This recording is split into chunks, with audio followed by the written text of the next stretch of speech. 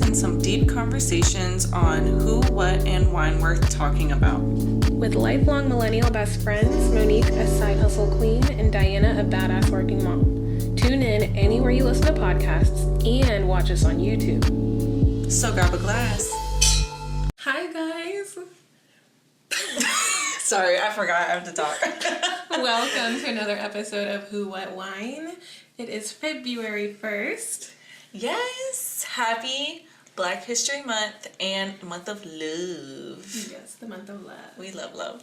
Yes, we sure do. Okay, we just kind of wanted to get started on our wine. Again, I don't think I'll be opening this. I'm not a big fan of opening the poppy stuff. What is it, a cork? I know, it's the bubbly, so you gotta pop the cork. Yeah, it's like a champagne kind of bottle. The one we got this week is called borrasca. Barrasca, it's a really cute bottle. Yeah, it says like barrasca cava. It's a brut rosé. Haven't had a rosé in quite a bit, guys. It's been a while. I think rosé is more of a summery time wine, but I decided to go pink for the month of love. Yeah, and I cannot wait to get into this wine. Me neither. After we've sipped it, it's so pretty. And Oh my God.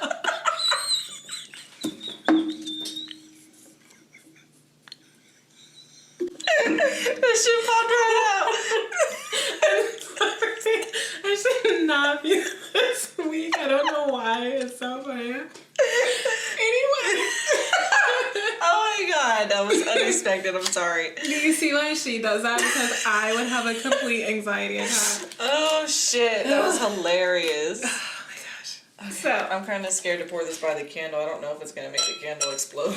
oh my goodness. So Diana so kindly got us a nice pairing this week of Toscano cheese, a salami, like a dry salami that had like a little bottle of wine on it that we thought was perfect for wine. They both, like, we haven't even tried them yet, but they smell delicious and amazing. Yes, I can't wait. The color of this makes me want summer so bad. Like, rosé is so summery to me. Oh my God, I'm ready for it to be summer. This cold, like after Christmas, it can kick rocks. Like, I'm over this cold. It was so cold today. We went on our little adventure to go get our wine and our pairing, and it was just freezing cold, like not even funny. That's what life's like over here in Virginia Beach. We're good for now. So you want to finish it off? You want to know something funny? You guys ever watched that show Botched? And like, there's like an episode on there where they have these twins. I know she'll never watch it because she doesn't care for bodily stuff, so I'm going to explain it. There's these twins on the show who, like, they do everything together, and they both got, like, boob jobs, and it showed, like, a part in the episode where they're, like, making sure they both have, like, the same amount of, like, water in the glass. Oh, and so they're, like, gosh. going back and forth, like, putting, like, a little here and there out of each water. You'd only get it if you were watching the podcast, because that's what we do. I know, I'm like... Make sure it's 50-50. Is it even? I like how it's bubbly. It's so cute. Oh my God, let's do a cheers real quick. Yes. That was a little I halfway kind of need to do a boomerang real quick, guys. So just, like, bear with me. I'm with the boomerang. Oh my gosh, I went in for the dive, and it was too good. Okay. And 1, 2, 3. There we go. Cute. So cute. I can already say this is a new fave. Okay, we can't talk about it. We cannot talk about it. I took a sip, you guys. Okay. And she doesn't even normally like rosés. It's a rosé. But it's a sparkling rosé. Like, this is a bubbly sparkling rosé. We'll talk about it later. I want to go ahead and try a little bit of our little... We have to find that cork somewhere for our collection. So, I have a new show. I already finished it. It's a really easy, like, chill in the house, watch all day show, and, like, maybe clean with it.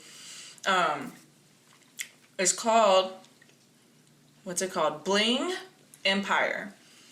So, if you ever watch Crazy Rich Asians, you need to watch this show because this show is like about those people in real life. And I quite enjoyed it. I think that it brings like a different kind of drama than you would get from like a normal Beverly Hills housewife reality show. Oh, it's reality. It's reality. Oh, this whole time I thought it was scripted. Nope, it's a reality show. It's a good reality show. Oh. It's cute. It's new. I just love it. It brings like a whole new vibe, different traditions, like stuff you didn't think of before, stuff that you didn't think was still happening. I think you should watch it. I want to hear, especially from you, Monique. I think you guys should all watch it, and if you watch it, give me your opinion. This show kind of really shot up and got really, really big, really fast. I see it all over my Instagram stories now, and I just love it, so I do recommend it highly. I'm excited to watch. You've been talking about it for a bit, and I keep saying I'm going to watch it, and I just didn't know it was reality. I should have actually taken a look. I know, and you 'Cause love I'm the movie excited. Crazy Rich Asians. Oh, yeah. I loved that movie. So, yeah, please watch it and let me know what you think. That's my highlight of the week. I don't really have, like, much of a highlight. I guess just things that are going on. I did start BBR. I don't know how, but after this, I'm supposed to go work out later. We'll see. If I don't end up working out today, I will hit it 2 a day tomorrow. I am about that life. I love fitness. I love working out. I like, tracking what I'm eating and planning stuff. So that's my plan tonight after the podcast, is to really start planning all my meals out and everything. I do BBR. Even though you get a meal plan, I'm not like a fan of how they eat. Like, I really try to restrict carbs and sugar, which clearly doesn't seem so with a wine podcast, but this is my exception and my treat for the week. So I veer off and do my own thing. I like to plan it out and do that. So that's the plan. That's what's been going on for me. It's the start of a new month. It's a Monday. It's the first month in so long, and it'll be like another 200 years to where it is a month that is a complete rectangle that like starts on a Monday, ends on on a Sunday. Oh. Like, if you look at your calendar on your phone, it's a straight rectangle. Every single day is in a rectangle. Oh. It's interesting, but they say it's not going to happen again for another 200 years, which I thought that was cool. That is really cool. Right? So, first day of this kind of month is just kind of like a big fresh start for everybody, it feels like. So, go out there and do what you're supposed to be doing for yourself. Yeah. What she said. So, we just wanted to get into a little Black History Month fact. Every episode, I feel like everybody just kind of needs to know these things, and you probably already do, and just a little refresher on something cool that we thought everybody should know about Black History Month. And of course, we're going to focus on women. That's just our brand, women-centric. So this week I decided to go with Madam C.J. Walker, the first self-made millionaire, a boss bitch. Shit. She made her fortune from a line of African American hair products after suffering from a scalp ailment that resulted in her own hair loss. She promoted her products by traveling around the country giving lecture demonstrations, and eventually established Madam C.J. Walker Laboratories to manufacture cosmetics and train sales beauticians. Her business acumen led her to be one of the first American women to become a self-made millionaire. She was also known for her philanthropic endeavors, including a donation toward the construction of an Indianapolis YMCA in 1913.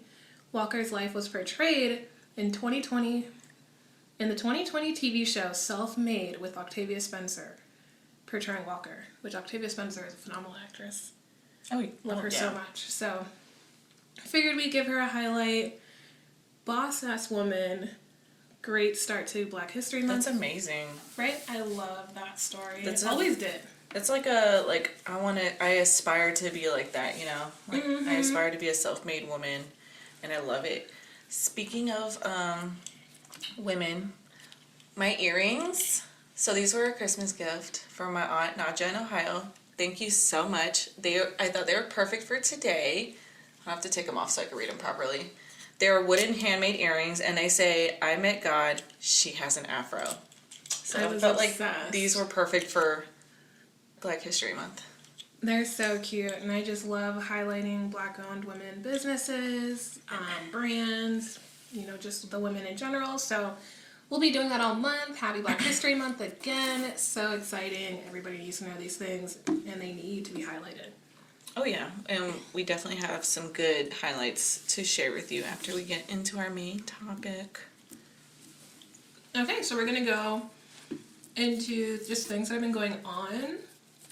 If you have been living under a rock, you probably don't know that GameStop became a Fortune 500 company over the last week because Redditors came together to buy up GameStop stock in order to make this hedge fund's bet against them, in parentheses, a short, not work out, costing them billions. In return, the Robinhood app ceased buying of the stock and only let people sell, hence the app protecting the big guy and hurting the little guy. So now they're being sued. There's class action lawsuits coming about, and I think it's totally warranted. It's not fair. If you don't have a free market, what do you have?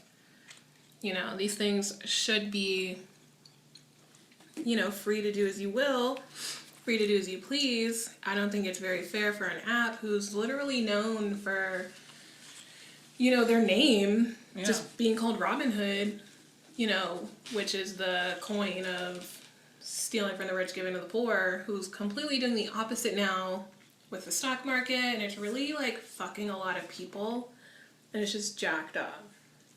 That doesn't make any sense. Like, so like if people are buying stocks on this app, doesn't this app get like a percentage of what's being bought?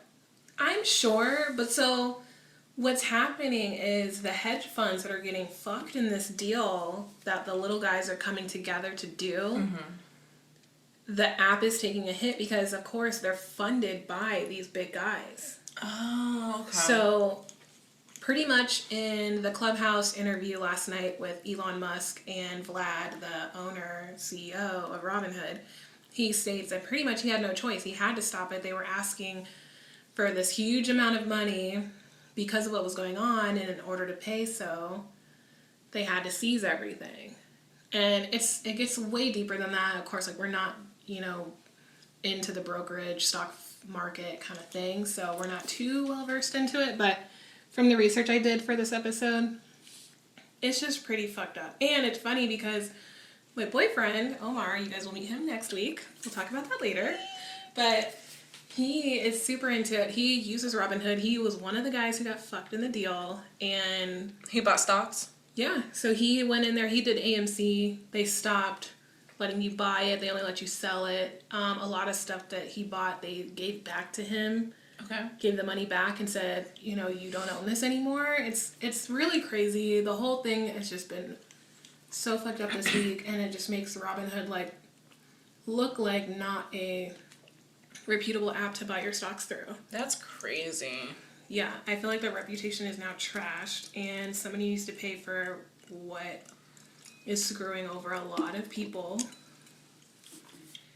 And then he also bought the Dogecoin, which is literally a meme, but it's a cryptocurrency. And he bought 6,000 of them back in December, and it was pretty much a $30 investment that skyrocketed to like $600 over the last few days. Yeah. Good for you, Omar. But because of all the seizing and halting of buying cryptos, and they're just trying to stop it. And to me, it's just like, why are you fucking with everybody? Yeah. That's crazy. Like, what? Haters. It's so bad. Let GameStop be a Fortune 500 company. People love gaming. It's a great way to stay in quarantine. It's just crazy because it was a company that was like not really doing so well. It was almost like their projection. I did notice they were closed a lot by the one where I shop at, grocery wise. It's near my grocery store. They were closed a lot. Yeah, the sad thing is you know, a lot of the big guys, they do what GameStop did. So who goes to GameStop when you can just go to Target, Walmart, Costco, Best Buy, all those places. So I will say that GameStop has a better Pop Doll selection than Target. Very nice. So I'm sorry, Jamal and I collect Pop Dolls. So we go and find the ones that we're looking for in those kind of places.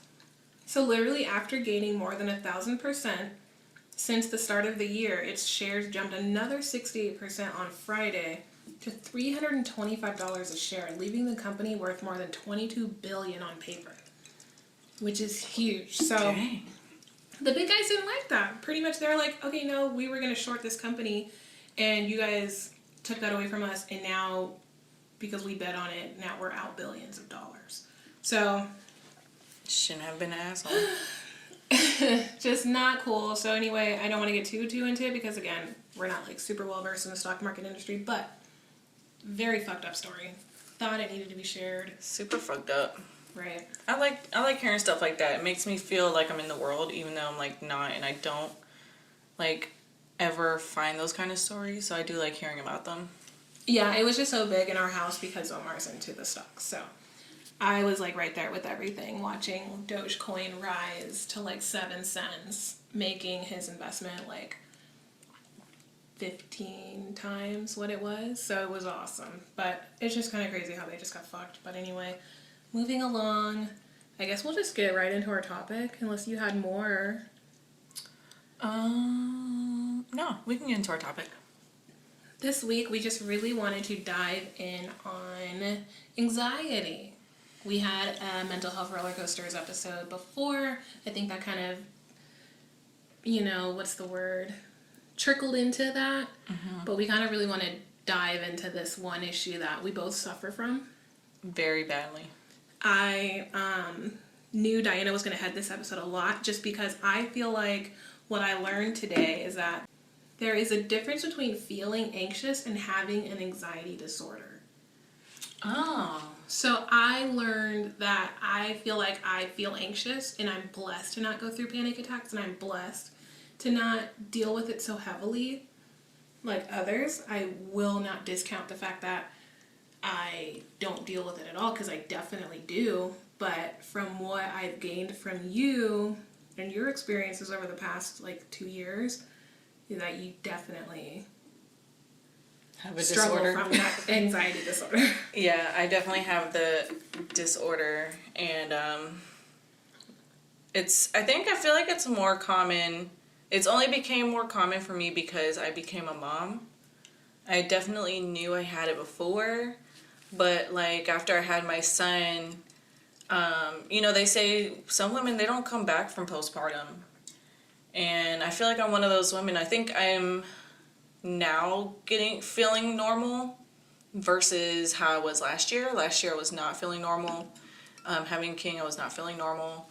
But this year I'm kind of coming to, but I still do get really bad anxiety over little stupid shit. I can get anxiety over someone's birthday's coming up. What the fuck am I gonna get them for a present? Right, and I think I was reading something about the fact that there's feeling anxious and then there's unwarranted amounts of anxiousness per the situation. Mm-hmm. And maybe that's what you mean. You think you were overly stressing over something that's not that serious. Yeah, I do that a lot. So stress is a part of my anxiety, I feel like. I think it's like a 2-in-1. It's a twofer for me. Mm-hmm. There's so many stressors. I deal with a lot at work too. I get really anxious when a situation, say somebody talks to me about something, it just fucks my whole day up. Oh, yeah. I don't know. In my head, I'm like, this is how I wish I responded to that. Mm-hmm. This is how I wish I responded to that. This is how I wish. I always go through this thing where, why didn't I handle it like this? Or why, this is what I could have done. Or what if my solution in my head isn't the solution? I hate what ifs. And it happens again. It's almost like that to me is what anxiety is, and it's probably way more than that. But in my head, in me deciding that, hey, I deal with this is the what ifs, because that is what we deal with. Yeah, I deal with a lot of what ifs too in my head, and then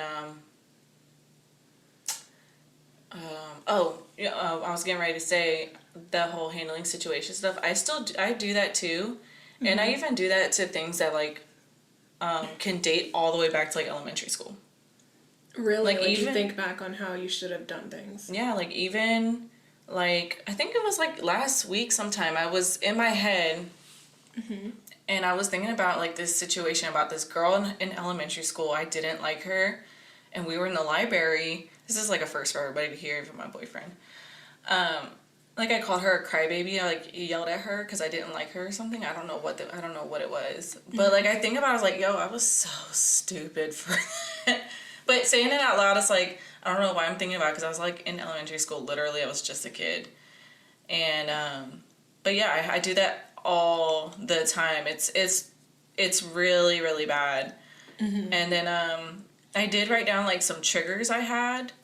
So yeah, like part of my anxiety, like one of my triggers is being called annoying. I think it differs based on who says it though. Like if Monique says it, it's one thing. But if like someone at work says it, I'm like, okay, what am I doing wrong?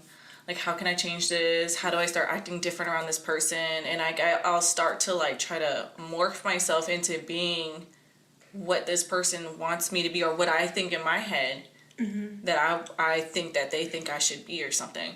In all reality, my coworker was just playing. Like, I don't think they even really think I'm annoying. They're just saying that in the moment because I think that's just what they say. Right. Another trigger I have, this is going to sound crazy, but not being in constant contact with my loved ones. Usually if I'm not in a group chat, like just texting away with my friends, or like if I haven't talked to my man all day, or like family and stuff like that, it kind of makes me feel sad. But then like does it make you question things? Yeah, it makes me question things all the time. Like, I am one of those people where it's like, well, if I die, who's coming to my funeral? Like, I think about that shit all the time.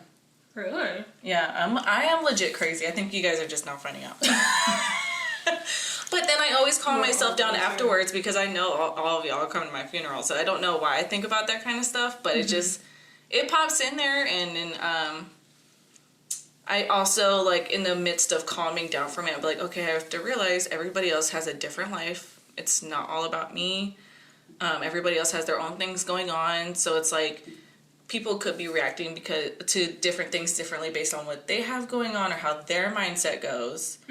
But yeah, stuff like that gets to me all the time. And I'm like, ugh. And then if you ever notice, like my friends, I don't know if they notice, but for me to try to contact them, I'll send them like crazy, like random memes, like 3 in a row.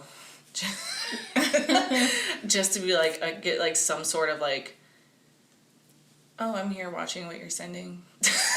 Right. Some weird stuff like that. And then half of my anxiety / stress really just comes from work. And work is like a lot too, because you know, you take it home. Then I'm at home with a 2-year-old thinking about work. And I just feel overloaded. And like even yesterday, like I came home from work. I gotta get dinner ready. I go downstairs. The dishes are like not done. I had to pick up my son from my mom's house, and I have to get him ready for bed. And like it's just like so much. I started crying, and like thank God my man is like so supportive, and he like understands me in that way. He's like, it's okay. I feel like that too all the time, and he just makes me feel so relatable. So I mean, those are just some things. I'm not sure if they're necessarily like anxiety triggers. Sorry if it was like too much to share, but you know, these are just some realistic things that I felt like I should share. Yeah. Just so like you guys know, maybe you can relate, or even like for my friends who were first time hearing this, they know. And if they felt like they knew me before, at least now they know me better. Yeah, no, definitely. I read this. It said, feeling apprehensive about something stressful, even a good thing like a promotion or wedding, is a sign that your inherent survival mechanism is working as expected. Oh, so in a lot of situations, you're supposed to get anxious. And it's a good thing. It's almost like if you don't care about these things, or if they don't trigger an emotion, it's not good. So there is a level of anxiousness that is good, you know? And I think maybe we have these spouts of it's not necessary to worry about, and I think you do go through that. I get on you all the time. You know, I do get on you all the time about like, you know, it's not that serious, or it's like relax. And I feel like I'm not doing my part as a good friend to understand that it is that serious to you, you know, or it is something that you worry about, or it is something that even if I say that, it's not going to change it because that's just you. And I think that's something maybe we all need to take away, is that everybody has different levels of anxiety. Just because you feel like you have your level of anxiety doesn't necessarily mean that your friends, your loved ones, family members, people you don't even know, don't deal with it worse than you. So just brushing it off and just saying, stop worrying about that, it's not that serious, or get over it, it's not nice. It's not helping. That's where I feel like I don't help you with that. I feel like whenever sometimes it is necessary though to be like, hey, it's not that serious. Because then I'm getting a point of view that's different from mine, and it'll make me think, okay, let me chill. Mm-hmm. It probably really isn't that serious. Like I can tell, like to me, if it is that serious, I will like, take it how I want to take it. But then there would be other situations I'm like, okay, I'll listen to this. Maybe it really isn't that serious, and let me chill. Mm-hmm. And I'll chill, and then eventually it really does become not that serious. Okay, so maybe somebody being in your ear saying that does help. It depends on the situation and what's going on. Right, it's definitely relative. But I think the one thing we should take away from all this is that everybody deals with things differently. Yeah. So like me as a person, I always try to put myself in other people's shoes, and usually that's probably why I always feel like what you're feeling, if that makes sense. Like if you're sad, I put myself in your shoes and I see why you're sad. Yes, and I feel 100% the same. I definitely know I'm an empath. Mm-hmm. That's what that is, where you feel what people around you feel. Mm-hmm. And we talked about that, where you were going through what you were going through, or whatever was happening in this time period. I literally had to tell her, like, I am picking up these vibes, and it's affecting my daily life. Like, it's affecting how I'm feeling at the end of the night, or when I wake up in the morning. Sadly, maybe, I feel like it's a good thing, but sometimes I feel like it's not a good thing, that I literally will take on what people around me that I care about are taking on themselves. I literally feel like I'm dealing with it for some reason. And then I learned that that's what empathy, being an empath, is. Yeah. When you start dealing with it yourself, I feel like that's definitely not like a good thing, because you shouldn't have to deal with other people's, like, you shouldn't have to take on their stuff when you're not even literally in a situation whatsoever. It's like not normal, or it's not okay, but it happens. But I feel like, I haven't seen it. I don't think you've done it with me recently. I feel like recently you've been like, I tried to cope with that and deal with that and take that head on. It's something I learned that I struggle with. And I was like, oh, hell no. Yeah. And I'm working on it for sure. But it was definitely something I didn't know I was struggling with. And I was struggling with it. You know what I mean? Like, it was like, I didn't realize that about myself until it was happening. So to get back over to the anxiety topic, we veered off a little bit. I just wanted to say what I read right here. So people with clinical anxiety tend to feel intense worry about everyday issues that most people cope with relatively easy. Facts. So yeah, like pretty much where you're like, oh my god, like what the fuck, da-da-da, like freaking out about something. It's like normal people are like, okay. Yeah. Moving along. That kind of makes me think about like raising my son right now in the moment. So as long as your level of apprehension and the accompanying physical response are in proportion to the thing that is making you anxious, you're probably dealing with anxious feelings rather than a disorder. And that's where I feel like that's me. Mm-hmm. Because I definitely feel like I really get anxious about things that are actually kind of serious. Yeah, you do. I definitely get anxious when I don't feel like my finances are in order. I get anxious when I feel like something with the friends isn't going well. I don't get like crazy anxious, but I definitely get anxious in a sense of what's going to happen, what's next, what's the next, when we see each other next, what the hell is going to go down. So, things like that. And I feel like I've definitely noticed that you definitely will sometimes take things a little to the next level. Mm-hmm. And that's where we differ. And that's why I was realizing when we decided to do this episode that maybe I don't have anxiety disorder. I just get anxious, maybe at a level before, having the disorder. But definitely not to where it's totally normal sometimes, I feel like. Yeah. So that's where I was coming to head at with this episode, is realizing that I definitely just get anxious. I don't feel like I completely have anxiety disorder, which is completely a blessing, and I absolutely understand that, because there's people who go through panic attacks multiple times a day. There's people who can't be around people. Social anxiety is a whole nother thing. I have that too. This translates into an incredible fear of situations involving other people or where you have to perform in front of anyone. A lot of this worry centers around a fear of being judged or embarrassed, typically leading people to avoid situations that might have this result. This is also called social phobia, meaning it's intense dread centered around a specific circumstance. So when I was in like high school, I remember standing up in front of people, reading things like off of my project, right off of the like projector, and I would have this thing in my voice where you could definitely tell I was nervous.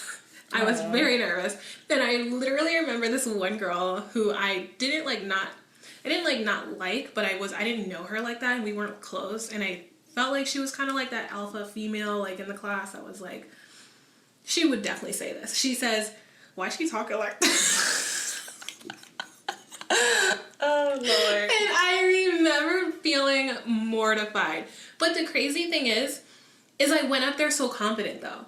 Mm-hmm. But of course, in the moment, it's like in my voice that is like a little shaky, or like I was nervous, but I didn't feel super anxious until that moment. So that day that happened, every time after that, if I ever had to get in front of people, if I ever had to do anything, I was so nervous. I definitely had gained some social anxiety just from that instance. And that kind of tells you that some of these feelings, disorders, and problems we all have come from a time of trauma. I feel like you have like a lot of like times of trauma that you like carry with you throughout your life. Traumatic situations. I definitely will like never forget this one little instance. And I don't know if anybody else is like that, but I'm 100% like that. I will say that I'm the kind of person that knows that happened, knows that is why I am this way, and will do whatever I can to fix it. So I will say I am the kind of person that recognizes it, recognizes why, and I work on it. And I think a lot of people don't know their why and don't know what point made them like that. So I feel, again, blessed to know, I feel like in a lot of my issues that I have, I know why I'm like this. I feel like I think I have like a big, like I think I know why I'm like this. Mm-hmm. In your social anxiety or just anxiety in general? I'm gonna say social anxiety. My regular anxiety, I have no idea why. Mm-hmm. I know this. I know I have inherited. I'm gonna say inherited stress from like my mother and my grandmother, because they're such perfectionists that they stress all those little things. Okay. And I'm pretty sure that's where I get all my stress levels from. But my social anxiety, like I am a military child. We're both military children, but I did not have the pleasure to be able to stay in one place for so long growing up, and I moved a lot between here and Florida, living with my grandparents. And like in Florida, my grandparents worked so much, and I lived in this neighborhood that was so far away from so many people, and they weren't able to take me to like I couldn't hang out with friends or anything like that. So like the only people like I could really converse with was my grandparents. And like I could talk to people at school, but when you're at school, you can talk to for like periods at a time, and then you have to go to class, so majority of the day you're not like able to do that kind of stuff. And also moving a lot, you had to make new friends. Mm-hmm. So I feel like because I moved so much, it kind of just, I'm not traumatized, but I definitely don't feel like I developed a certain amount of social skills with people within my age group, if that makes sense. No, that totally makes sense. It makes you nervous to be around people of your age group. Exactly. Even around my friends. Like, I mean, I know 100%, like, guys, you watching, like, I know 100% you all love me unconditionally. And I can say unconditionally because I know I probably irked every single person's nerves. But at some point in time. But, like, socially, like, it's hard to speak right now socially. I get nervous when I don't know what to say, when I don't have, like, an opening statement, when I can't fake talk. One of the biggest things is I don't know how to fake talk. So, like, I hate being the... Oh, like small talk. Yeah, small talk. I can't... My friend called it fake talk, so that's why I started calling it that. Mm-hmm. But, like, I can't small talk very well. I don't think I'm very good at that either. If I'm quiet, it's because I literally have no idea what to say. I don't know where to start, and I'm kind of just hoping that you start something with me. Mm-hmm. And, like, Jamal, he kind of helps me with this a lot, and he's always telling me, like, you don't always have to speak. Like, if people care about you, they're fine being with you in silence. And I think lately I'm learning that I don't have to speak all the time. And if I am not speaking, it's literally because I don't know what to say. No, I agree. I think I can hang out with you in silence. And we do. Yeah, we definitely do. And I feel like I can do that with my friends. Mm-hmm.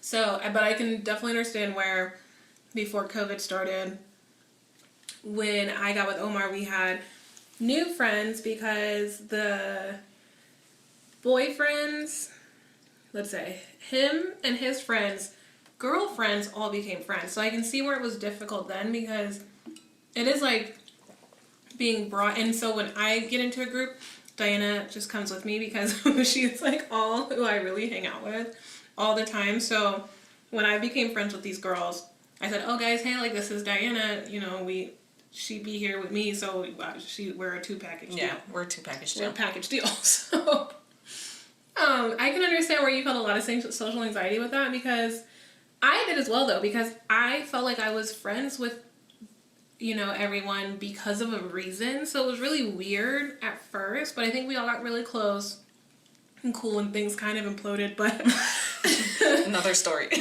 Story for another time. I just can definitely understand where you had social anxiety there, because then what was your connection besides me, you know? Yeah. And then it was like, we're all kind of in the same age group, but at different kind of levels in life too.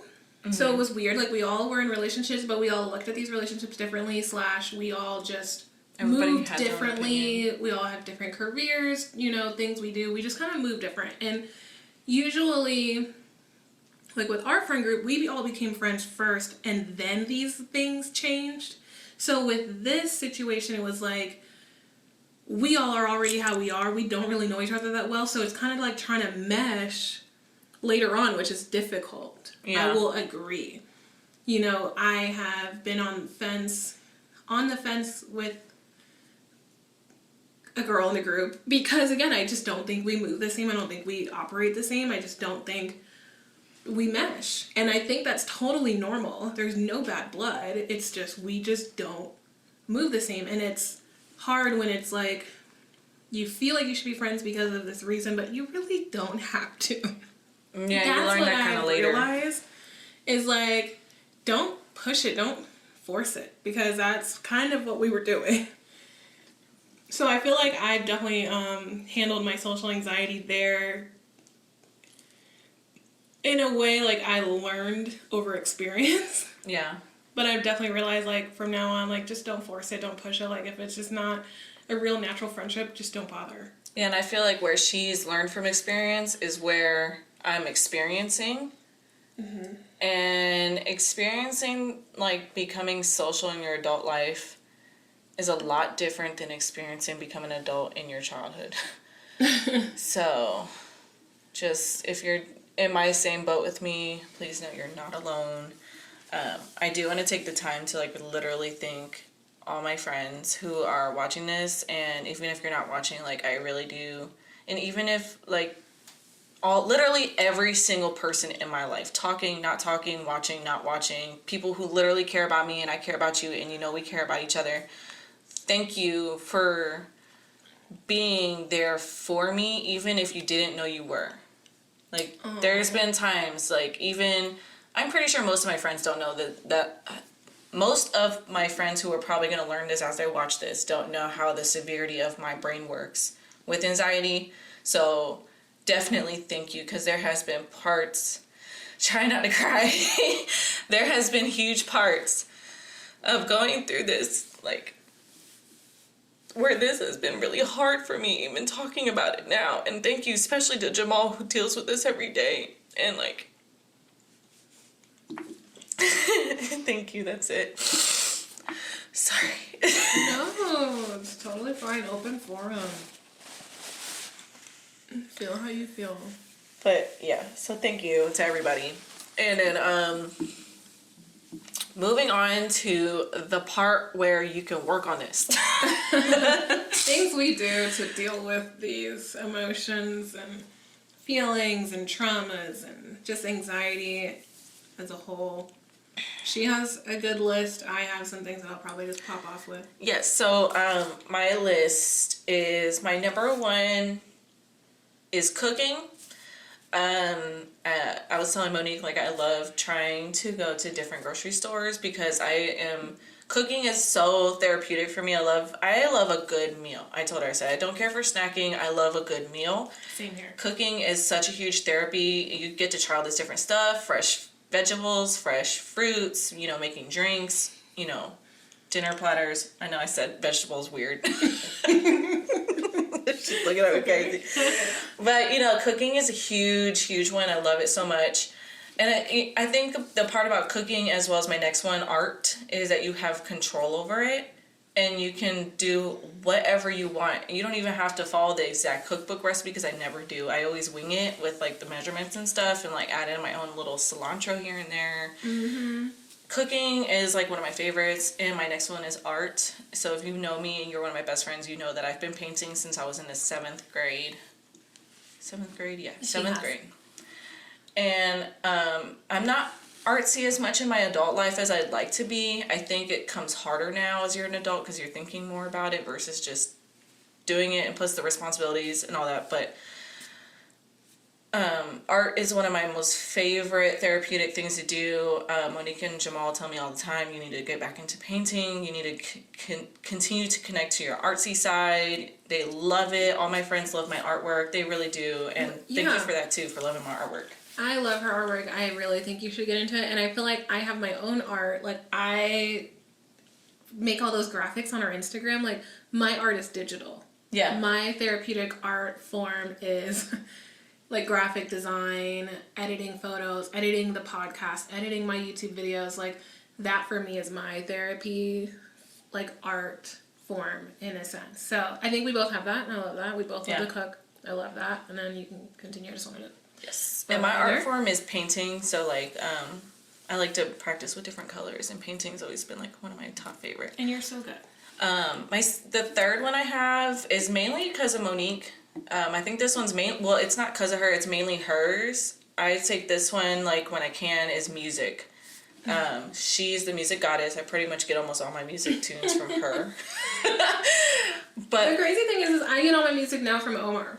Really? Literally, Omar has influenced my music taste so much to where it's like, we're in the car, I hear the songs he plays, and I'd be like, let me... I'll take a picture of the, like, screen, or I'll, like, type it in real quick just so I can listen to it later, put it on my playlist. But he's helped me so much because he makes, like, the best playlists, and he has this, like, different taste in music than what I have, and I love it. But it's like, it is my taste, which is weird. It's like he's showing me what I like. But you guys are so similar, so yeah, that really makes sense. Yeah, like, I feel like he definitely influenced that so much. You want to know what's crazy is some of the music I find that I really enjoy, I take from movie scenes. Ooh, so it's kind of like, that's like the vibe of the moment, and I want to keep that vibe. No, I get that. That's a good point. So sometimes, like, whenever the movie's, like, just playing the song, I'll rewind it a couple times and get my phone to kind of listen in so I can get the song. And I love doing that. There's a couple of songs I just absolutely love. Coco Bongo, I think is what it's called, from, like, Mr. and Mrs. Smith, when they were, like, dancing in the dancing scene, but they're in love, but they, like, hate each other at the same time. Interesting. So yeah, it's one of my favorite, like, music gets. Another one we're both doing is self-care. For me, I'm working on my hair and my skin. Me too. Yeah. It helps. We're on our different journeys with our products that we're using, because we're definitely trying different things. But I think right now we're both looking really good. I used to have a lot of stress acne up here. You do look great. And it went away. And I also cut out grease. Grease is a huge thing. So stop eating Wendy's if you're eating 4 for $4s, because it's cheap and it's by your job. And everything affects everybody differently. Yes. Because I probably eat the opposite of her, and my skin is pretty clear 99% of the time, which, again, 100% blessed on that. But your diet is everything. Find what works for you. You know, I took heat off my hair.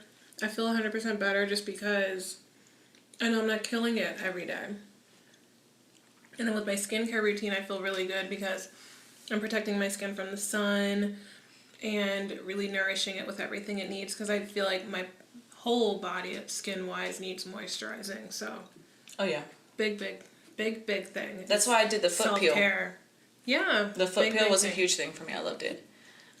Some other things are more personal stuff, like focusing on my son and my relationship is huge. I feel like when I'm focusing on that kind of stuff, it makes me feel whole. Sometimes when you, like, close your circle. Yeah. Close your circle. That's, like, a little thing for me. It was, like, worry about what's, like, really in that little circle and try not to worry about everything else. Yeah. Try not to concern yourself so much, at least. But I know, you know, there's worries, there's, like, work, things outside of there. But if you enclose your circle, I think it really helps. Oh, yeah. I really do try to focus on that kind of stuff. And then a lot of the time, like, I have to talk to myself and just, like, tell myself, like, this is the part where, like, talking about my friends, like, I have to tell myself, my friends love me. You know, my man loves me. It calms me down. I did start this app. I am not sure if I like it that much. I do like this app is called Samvello. Mm-hmm. And the thing I do like about this app, we were talking about this with our friends, is helping me write stuff down. And it makes me take these tests, and I kind of can pinpoint what is really affecting me, whether it's depression, anxiety, and stuff like that. Mm-hmm. And then it gives me, like, meditation stuff, videos to listen to, sounds to focus on. And so, like, that's a part of, like, helping. I just started it, though, so I'm not going to recommend it yet. I'm going to give it a few more tries just to let you know. But so far I'm getting into it, and it's helping a little. And then I just would like to point out that I'm also a Gemini, so... that part of my life, I solely believe in, you know, our zodiac signs are a huge part of our lives, and me being a Gemini does not help with anything I have going on in my life, because it, number one, makes me indecisive, and number two, doesn't help me stay true to who I am, because Geminis are huge morphers into who they're around. I've read that. However, I can say I morph really well with people, which meaning I can get along with them. Right, so you can attribute the good things to being a Gemini as well. Exactly. So you can contribute the good things, and it's like I just have the devil on my shoulder that doesn't help a lot. I agree. As a Virgo. But I think my overthinking is just going to be the death of me, so. Yes. So that's all I had on anxiety, and thank you for listening. I think that was a good topic to talk about, because I think it's something that a lot of us deal with, and I think everybody kind of taking a dive into how it affects them and at what level they think they're at, and, you know, when to seek help. There was a part in this article I've been reading from self.com on when to seek help. And it pretty much says, if anxiety is making it hard to live the way you'd like, you may want to consider seeing someone. And I've thought about it. Yeah, like if in your day-to-day you're doing something, the app you're using, you know, you're taking extra consideration into those things that you like to do. So I think you're doing something, and maybe the next step would be talking to someone if you think it really affects the way of your day-to-day life. Yeah. And I feel like, I'm blessed to not feel like it affects my daily life, but I will say points in my day. I will, like, be overly stressing about something, but I am quick to talk myself out of it. But again, I think we all have different levels of anxiety and stress, and I think we wanted to really bring that conversation to the table, and I hope everybody thinks about their level and thinks about how to help themselves. And if you know someone going through these things, consider that, you know?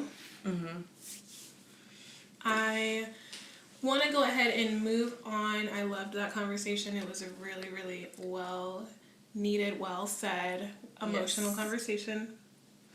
Thank you. Thanks. So, we're going to go ahead and just get right into our wine review. Okay.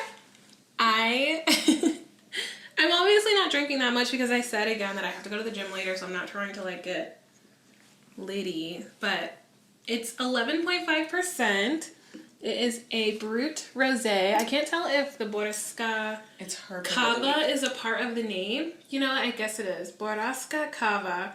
It's a Brut Rosé. It's got this cute pink sparkly label. Sparkling wine, 100% Grenache. Or Greenwich. I don't really know what that means. Let me see. I think that is actually the type of probably Grape. grape, yeah. Oh. Some of these, they specify what grapes they are, and that's how people can choose what wine they really like.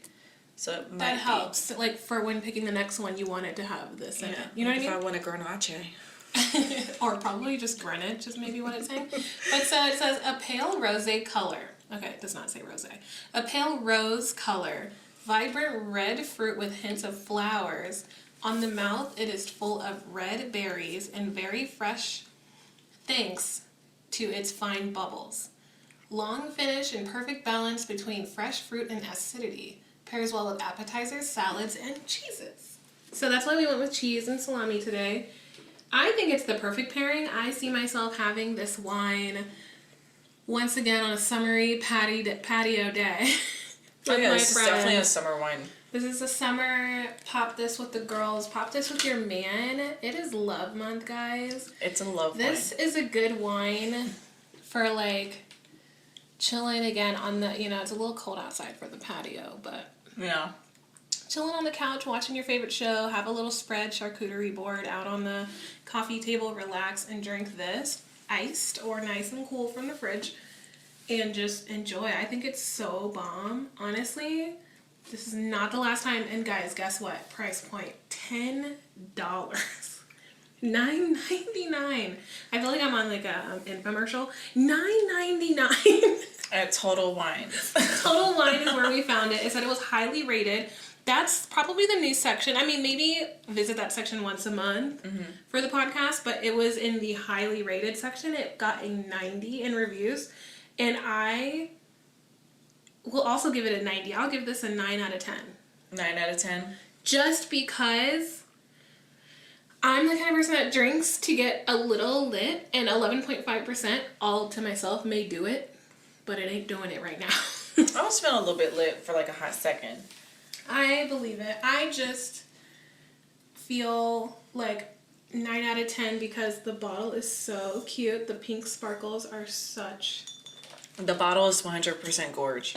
Yeah. Like, it's so beautiful. And I like the borrasca. And I know, barrasca. You know. I agree. It's a product of Spain. Ooh. I love it so much. Honestly, this is probably like the new grab and go. This is a wine I would drink like at the beach. It does taste really good. I've only had one other rosé I will rebuy again and probably have her try it. We don't even like rosé like that. But This is a rebuy. This is like a perfect Valentine's Day wine. And in case y'all didn't know, we're going to be trying to do Valentine's Day wine all month long. And like this is definitely a rebuy. I agree. It's a 9 out of 10. I agree. I love Some rosés taste gross.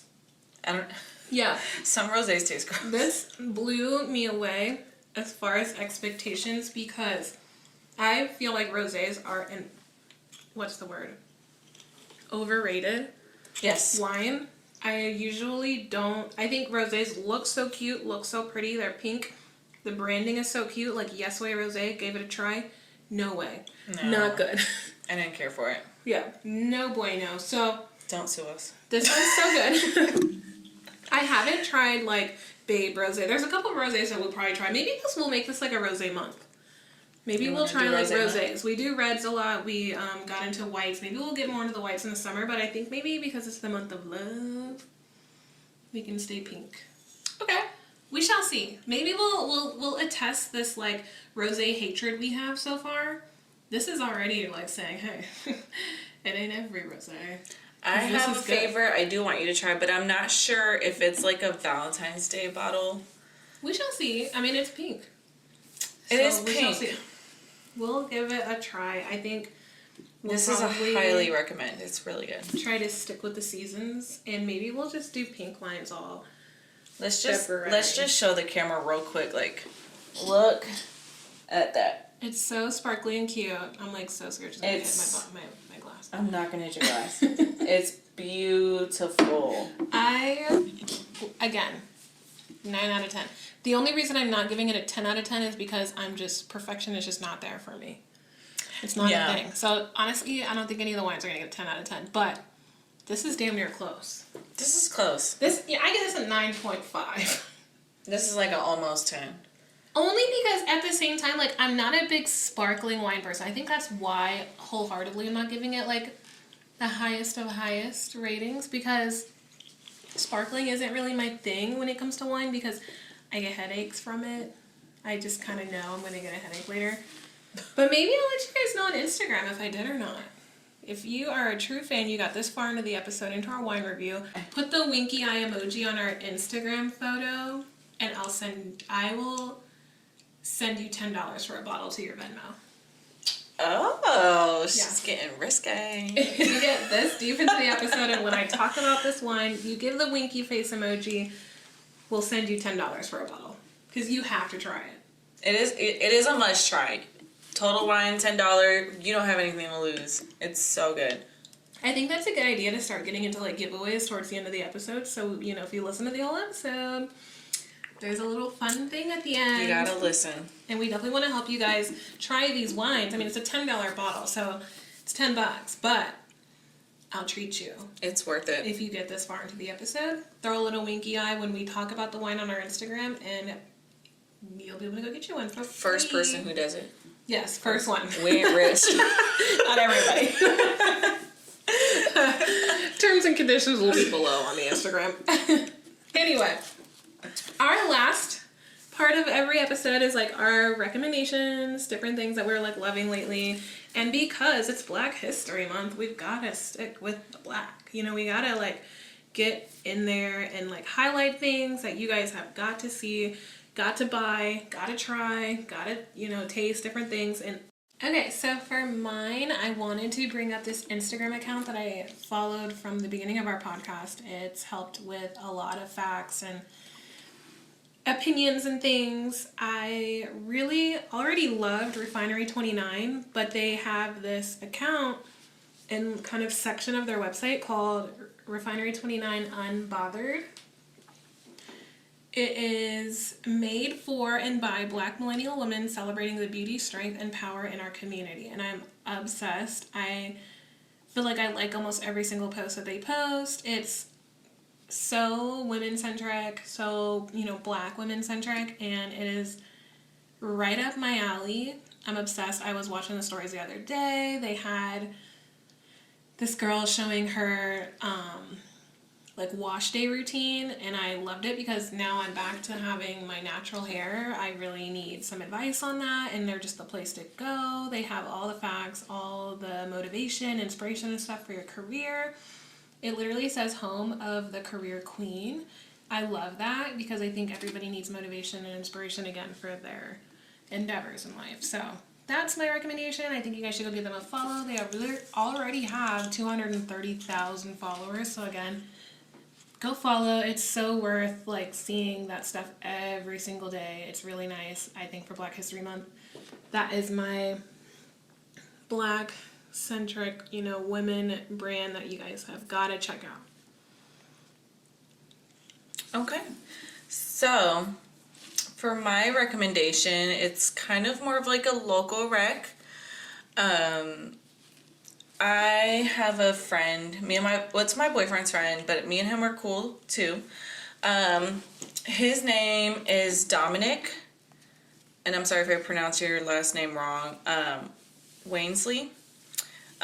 We call him Neek, and when Monique first met him, she called him Meek, like Meek Mills, but his name is Neek with an N. It's hilarious. I called him Meek because we just watched Thor Ragnarok, and the guy was like, I'm da-da-da-da, and this is Meek, and it was his little thing, so he'd be like, yo, what's up, this is Neek, and I'm like, oh, hey, Meek. Fun little fact. He doesn't even know that. But he doesn't know that. I don't think he realizes I've been calling him Meek this whole time. But so Neek is a really cool guy, and he has a clothing line, It's called Culture Society. And I happen to absolutely love his t-shirts he comes out with, his shorts. He comes out with his stuff like seasonally. He comes up with all his own designs, and he has like a local team that helps him pretty much make it come to reality. And he works really hard to, like, you know, he's hustling on the streets, selling his stuff to people he doesn't know. All of his friends support him. You know, Jamal has opened up this window of like local opportunity, or like, you know, so I can see local opportunity. And his friend Neek is like such a huge example to me. And like, I am dying for it to be summer so I could wear my Culture Society brown shorts. And, you know, if you're ever just trying to look at his page, he has an Instagram page. It's _Culture Society. I'm telling you, he's so dope. This guy is like so down to earth. He's really cool. He'll sit and have like a whole conversation with you. He's literally the best, and I just love all his clothes. He is starting out. He has come out. He's been doing this for like 2 years or probably longer, and he doesn't have like a whole lot out, but it's definitely like every season, like I said, he's coming out with more and more and more and more stuff. And I'm just right now, like, I'm actually dying for him to drop his sweater he's coming out with. He's a Norfolk native, so a lot of his stuff is based in Norfolk. And if you're a Norfolk native, you know, you're gonna like go for your own people's stuff, and his stuff is really cool. And I'm really proud of Unique, and I'm super excited for that sweater to drop because I specifically really want that, just like I was begging for those brown shirts before they came out. But yes, so I highly suggest you go check him out, and if you do, let him know it's because of Who What Wine. And remember to pay full price for whatever your friends are doing. 100%. Don't ask for no discount. Don't ask for no freebies. Pay full fucking price. And I'm telling you, if you really love and care for these people and you understand the hard work that they put in, how hard it is to be local, how hard it is to be a small business, don't ask for no freebies. Don't ask for nothing for free. Like, don't ask for no discounts, no best friends, nothing. Pay for that shit, because at the end of the day, that's the only thing that shows support, and they need it, and they love it, and they appreciate it, and you have no idea what that means to them. So check them out. Honestly, I think their stuff is so good. The branding is so nice. I like his Instagram. I like the clothes. It's honestly really dope. Honestly. Yeah. I haven't even tried anything yet, and I definitely plan to now. So yeah. Thanks for that. You're welcome. And the shorts have pockets if you're a pocket freak. Pockets are the shit. So yeah. Love it. Love him. Family all day, every day. Hell yeah. So yeah, I think that's it, guys. Yep. I thought this was a really good episode. I really hope you guys loved it. We really got deep. So I'm happy with this one. Yeah, I hope we really touched your soul, and if we did, please let us know. I would love to know if we're making an impact in any kind of way in your lives, or if you feel related to in any kind of way. We absolutely love all of our supporters, and thank you so much for listening. This was a really great episode. I am so happy I got to share my feelings, and you know, I'm glad that I got my best friend right here with me. Yes. I want you guys to look forward to next week's episode where we're going to chat with our men. I think we're going to get deep into our love stories and a couple other things, so look out for that one. Don't forget to check us out on anywhere you stream podcasts and YouTube. We love if you guys watch. Leave comments, like, and subscribe. We really, really love the support. You guys are doing awesome so far. Thank you for going on this journey with us, and we'll see you guys next week. Bye. Thank you so much.